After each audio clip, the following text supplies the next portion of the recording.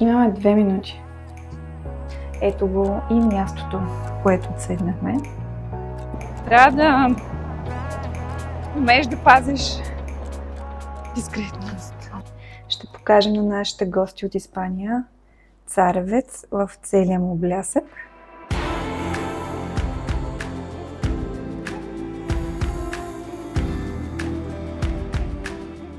Невероятно е. Стой така, записвай.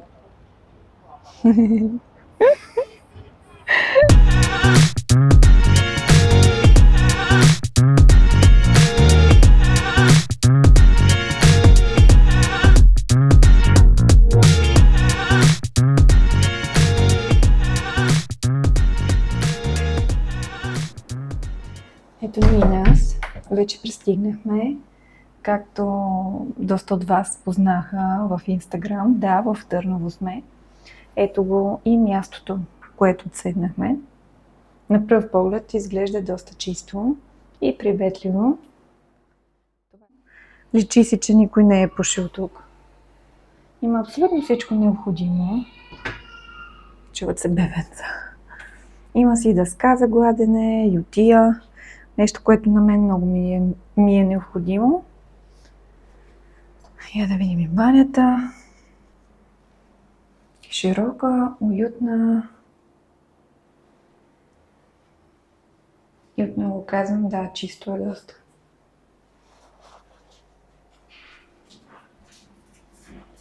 Много ми харесват тези цветни елементи.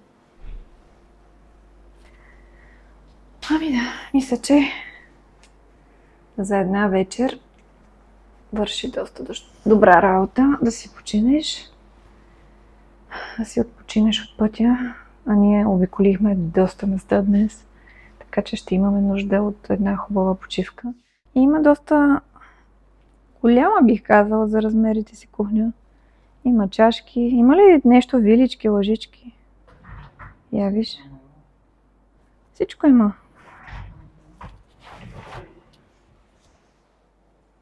Ой, един черпак. Да, чудесно. Има и дори и фурна. Нещо, което като обикаляме и гледаме да сме с кухня, държим да има фурна, но на много места няма.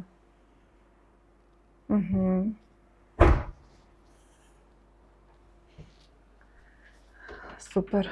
Държим за кухнята, когато сме с Дари особено, за да може да и готвим. Но, както казах, просто вече, когато отидем в хотела, в който сме си избрали да има, нали, кухня, често осъзнаваме неприятно, че няма фурна. И каквото може на тигана да се направи, с това, с каквото разполагаме, това и правим. И пак върши работа.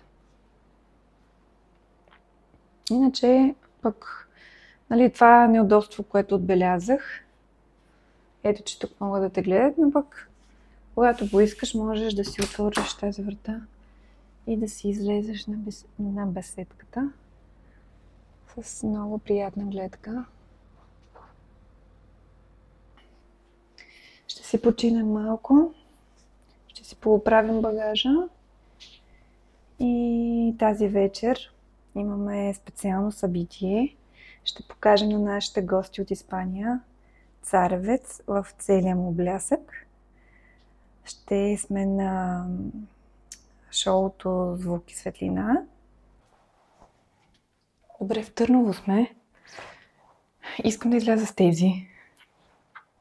Нали? Ама май ще изляза с тези. В Търново сме. Е така, с маратончиците. Да ми е удобничко.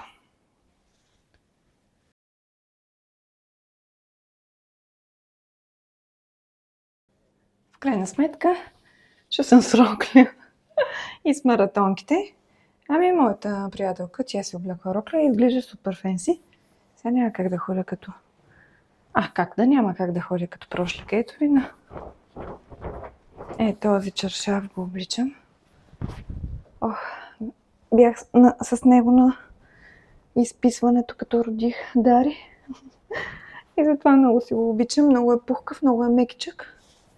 И между другото, това е размер XS. Или този възможно най-малкото, така че се успокоявам с това, че просто кройката му е такава. И затова е толкова огромно. Прилича на шлифера на Шерлок Холмс. Добре, айде да ме чакат. Мисля, че 2 минутки си откраднах, достатъчно е. Да, излизаме. Ето, вижте моята сладорана, колко е прекрасна. Много си красива. Благодаря, ето. Може да ме покажеш. Страшавчето.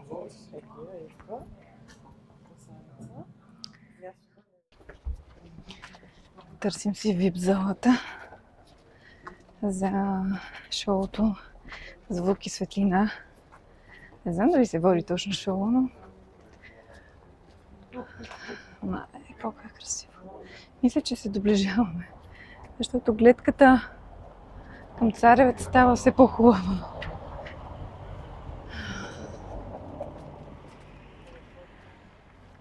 На тези улички. Колко е вълнуващо, сигурно така да живееш. И прозорецът ти, и терасата ти да са почти допрени до прозореца и терасата на съседната къща. Трябва да умееш да пазиш дискретност. О, ето я. Това трябва да е. Ето я и нея. Ето ги всички, които чакат тук се от обяд.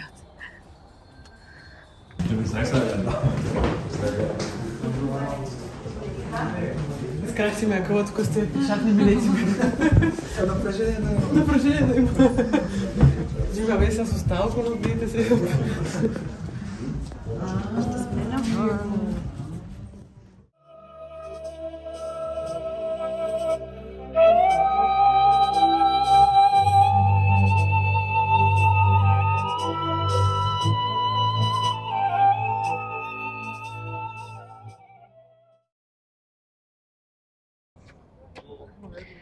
Здравейте, добро утро! То е добро за нас. Днес сме на поредния ден, в който продължава нашето пътешествие. И сме се наредили тук на касата за Царевец. Да.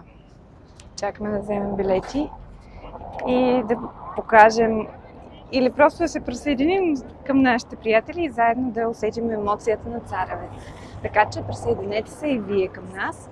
Лайквайте, ако ви харесва видеото, и абонамент или subscribe. Благодаря ви! Ето тук на касата се плаща по 10 лева на човек, а печатите, който събира, са ето там в онова магазинче за сувенири.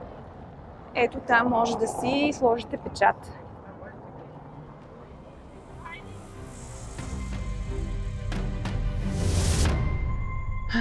Нашето изкачване по хълма на Царевец продължава. Вече минахме първата... как се казва? Първата кула и продължаваме нагоре. Ето тук пък виждам паметника на патриарх Евтимий. Не знам дали може да го видите в далечината. Което пък ми напомня за неговата история. Как 1393 мисля, че той е поел контрола на защитата на Тръновград, макар и нашия цар Иван Шишман да го е нямало. А там какво виждаме? Виждаме трапезица, хълма Трапезица. Ако греша, ме поправете в коментар.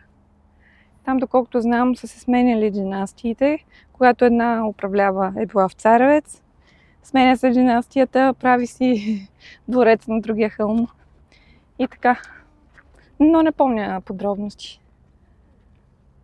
Ето тук надолу по пътя, като подминете Царевец, пък може да отидете до църквата Свети 40 мъченици. Там какво можем да видим? можем да видим колоната на Кан Муртак, която гласи: човек и добре да живее, умира и друг се ражда. Когато съм ходила там и докосна тази колона, не знам, сигурно нещо емоционално вътре в мен, обаче усещам такава енергия. Да, виждате ме, че съм емоционална по темата. Много обичам българската история и се вълнувам на подобни места. Точно за темата на патриарх Евтимий и как 3 месеца са се опитвали всички заедно да предпазят града. И сега ще отидем там да заснемем. И представете ли си, 3 месеца ти живееш под обсада. Поглеждаш там долу или където и да е през стените и виждаш огромна армия. Армия, която не ти мисли доброто и чака всеки момент да се поддадеш на жаждата, на глада, на страха и да си отвориш портите. Не мисля как. Въобще не мога да си представим какво ежедневие са имали през тези примерно 3 месеца, но живота все пак се е течал. Имало е жени, които са бременни, имало е жени, които са раждали. И под целият този стрес се случва всичко това. Наистина в момента дори не можем да си представим колко спокоен живот живеем. Но опитайте се, когато сте на подобни места, опитайте се да си представите как долу има чужда армия и как бихте постъпили вие, какво бихте правили. Дали ще си кажете, както сега, аз не мога да променя нищо, мен нищо не зависи, има си армия, държава да се оправя. Нали? Както и съвременните ни проблеми. Ако всеки от нас мисли така, няма да станат нещата. Но ако всеки от нас мисли, да, заедно ще се справим, тогава съм сигурна, че и ние ще удържим и сегашните си проблеми. Много се разбъбрих. Ох, колко е красива.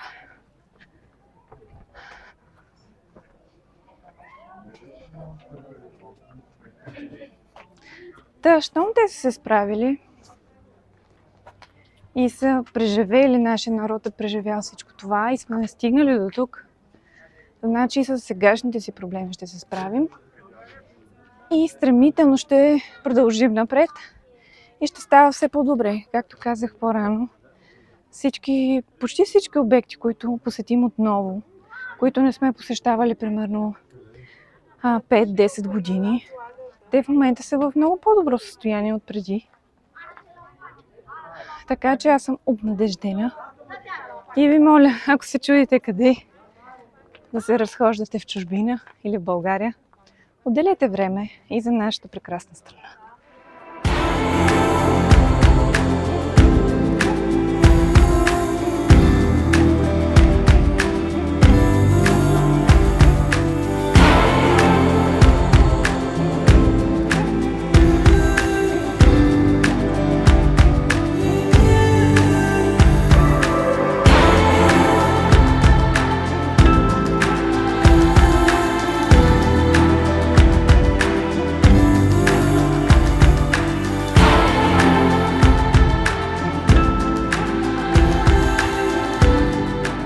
Невероятно е.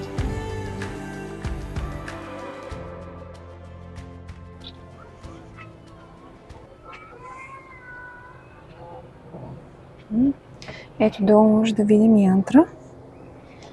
Как се вие около града. Около хълма. Аз ще хвана ако нещо. Да ми щупиш гимбола. Леко назад, не дей да вървиш. Виждам. Виждаш, знам. Благодаря, много оценявам това. Ето тук чухме какво казват на звуковата уредба. При реставрацията и при разкопките са намерили над 470 жилищни и административни сгради, което за това място тук наистина се вижда Но може би така, като ги наредиш една до друга, гъсто биха се събрали. Хубаво е, даже може би е задължително, деца до 7 години да бъдат с придружител, защото все пак има места, които могат да се наранят. И то жестоко. Така че не оставяйте децата без надзор. Също така, макар да е добре благоустроено, тук природата си е взела превес и е много вероятно да срещнете някоя змия, която може да ви навреди, ако не внимавате. Така че също това да ви бъде една лампичка. Предстои препятствие, за което леле, ще поискам малко помощ. Все пак гимбала и камерата са важни. На нас хората ще ни мине, но не, всъщност. Така минахме нашето препятствие и продължаваме напред. Може би можеше да си взема шапка, но не го направих. Да, имайте предвид, че тук на Царевец е голо и слънцето ще ви грее постоянно. И свързват легендата за невярна българска царица и смъртта на красив рицар от времето на Търновското царство. Мисля, че в нея е бил затворен. Ето я и Балдуиновата кула. А тук легендата също е интересна. Латинският император Балдуин се смята, че е бил заточен тук след битка с цар Калоян.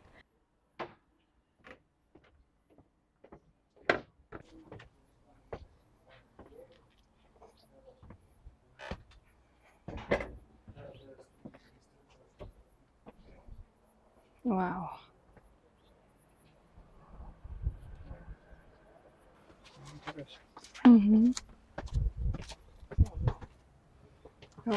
Представете ли да сте заточени тук?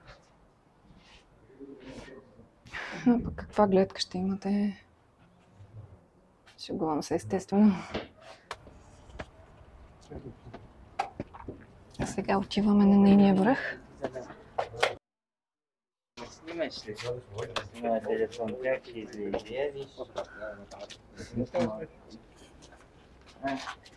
Забележете само колко са дебели стените.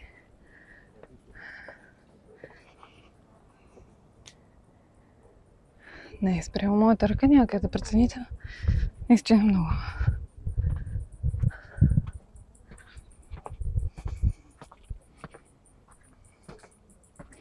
Аз нощи. Чакайте да обърна. Светлинното шоу беше страхотно. Всеки трябва да мине и оттам. Така, ние сега продължаваме напред и се опитваме да стигнем до двореца и до църквата горе на върха на Царевец. Искам да ми напишете в коментар как е по-добре за вас. Да сбивам по-малко съдържание от примерно 2 или 3 дестинации и да ги правя в едно видео, примерно около 20 минути. Или искате за всяко едно място по-разширена информация и всяка една дестинация да е едно видео. Много ще ме улесните, ако дадете своите предпочитания, за да знам как е по-добре за вас.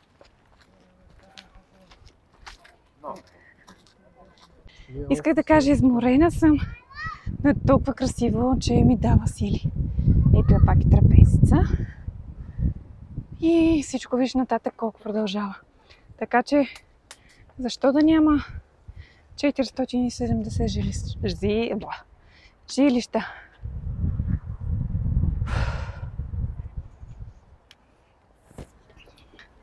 Миличко, как се чувстваш? Май ти беше нещо. Аз малко съм умръкна. Да, ясно. Чувствам Вдъхновена, нали? гордост. Да. Просто гордост. Абсолютно. Гледката е невероятна. Да, Добре поддържано също. Добре реставрирано. А преди като идвахме, нямаше ги тези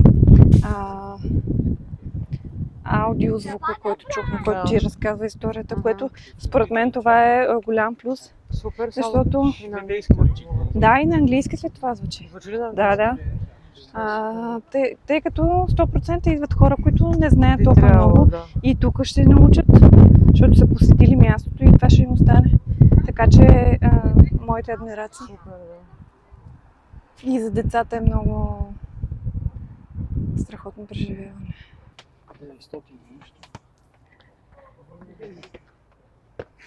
Това си говорим, че нашите приятели, нашите испански приятели не успяха да качат стълбите на Шипка. Но тук може би няма толкова 100 стъпала, но са си доста. Преди от тук се взимахме златни монети или поне позлатени стъпчица.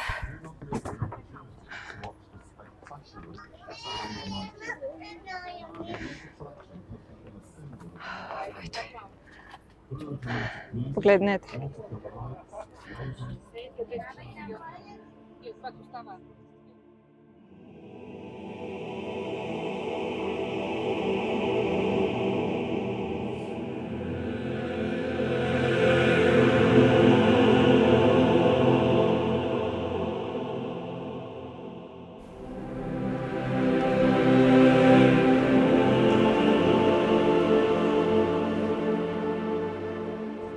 Тръгваме се вече от Царовец. Изпълнени сме с много вдъхновение и приятни емоции. Много се радвам, че посетихме отново това място. Сега тръгваме към нашия обяд. Запазили сме си маса в Щастливеца, която тъкмо 12:30 може да не мине резервацията, така че да побързаме.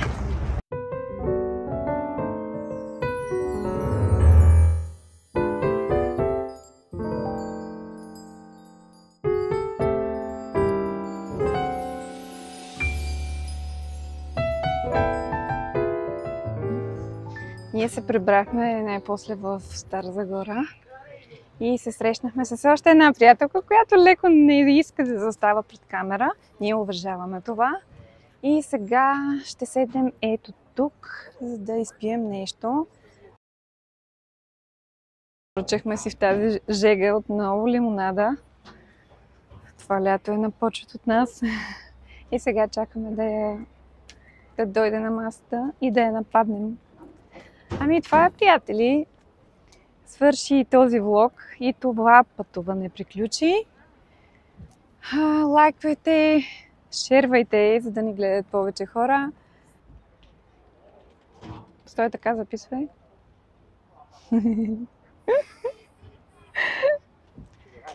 Това е, хора, за този влог. Това е краят му. Поставяме го тук, в Стара Загора, на езерото Загорка. Чака ни една страхотна лимонада там горе. Така че след малко се присъединяваме към компанията. Аз ви напомням, дайте по един лайк, абонирайте се за канала и ще ви чакаме отново тук със следващите ни влогове.